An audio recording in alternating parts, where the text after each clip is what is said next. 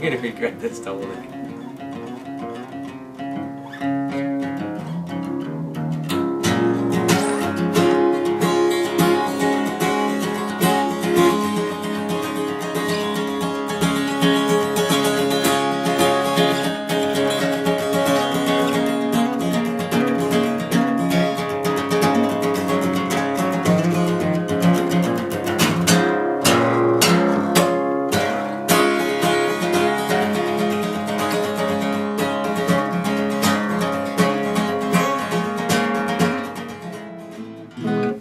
I've been basically playing piano since I was 6 years old, and picked up guitar when I was about maybe 19 or 20 years old. When I was in college, my roommate happened to have a guitar sitting around, so I picked it up and started playing. And although I enjoy playing piano, guitar kind of became my first instrument.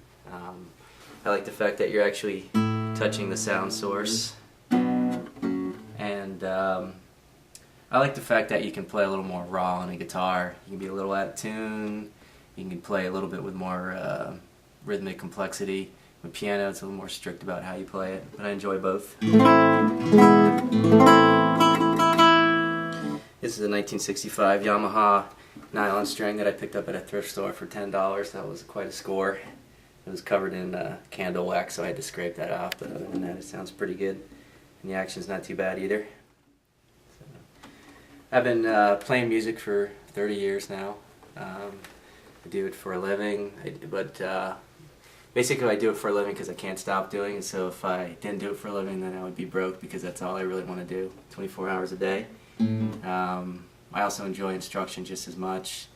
It feels good to bring music into somebody else's life. You know, most people, pretty much everybody would like to play a musical instrument, so it's good to assist them and show them how they can learn how to play with whatever talent that they have.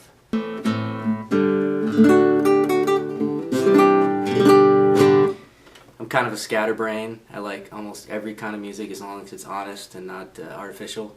And I feel very fortunate that I'm in 2 bands right now where I can pretty much play any style that comes to mind, and it works. I kind of believe there's a kind of a yin-yang with music. There's, you know, very strict songwriting, and then the other side is being able to play your instrument. And luckily I have 2 bands I can do both of those things. My original band, Vinyl Rescue, it's more about songwriting and sound production, basically painting a picture with a song, painting a picture with words, trying to come up with words that maybe paint a picture that's similar to what the music's, you know, coming across as, and gives me an opportunity to play simple and complicated at the same time, and just take as much time as I want on the album. Luckily I don't have anybody telling me something has to be done by a certain amount of time, so I can take my time. The other band I have is Local 518 with David Pastorius, and that's like a jazz fusion band. It's a band where we basically play as hard as we possibly can play, for maybe as loud as we possibly can play too. But that gives me an opportunity to be challenged, to play some difficult music that has a lot of technical chops involved, and four very different personalities in the band who all want to pull in a different direction, and I think that adds a lot of depth to the music.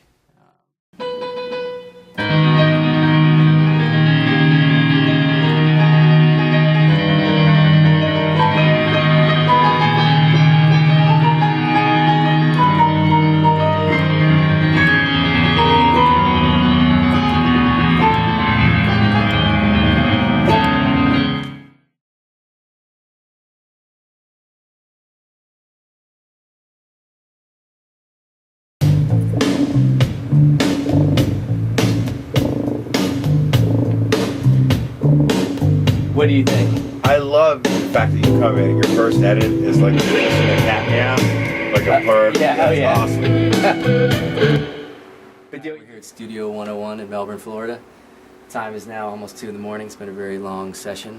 We've been working on these songs for about 5 hours maybe. Just doing some mixing, a little bit of arrangements. This here is Brendan Paredes, the genius behind the studio.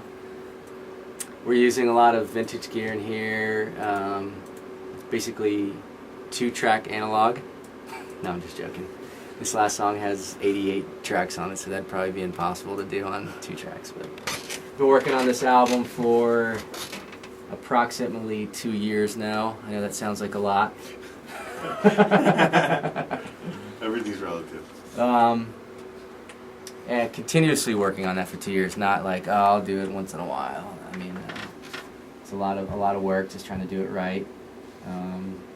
I think if I could do this full time, I probably could get it done quicker. But you know, working as a teacher full time. I'll show you around the studio.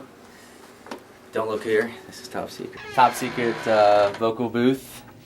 Top secret microphones. He's got lots of different gear here. This is my favorite over here, actually.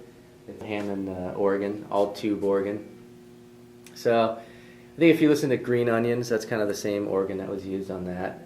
It's not a B3. I can't exactly remember. It might be a C3. I'll have to check with Brendan on that. Oh, this is one of my favorite guitar amps over here. A lot of the guitar tracks were recorded on this. This is a Vox AC30. Same amp that you hear on most Beatles recordings, especially maybe the first half of their career. They actually sang to those too, I believe. It's also the same amp you'll hear on the Edge U2 songs like Streets Have No Name. That kind of crisp, clean sound. Brian May's guitar solos. It's a Class A amp, it's called, so it has a real warm sound to it, but very crisp at the same time. And it's all tube.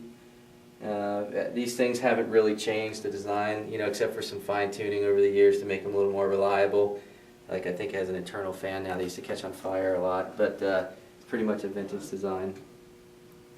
And that's about it. A little Jimi Hendrix for inspiration.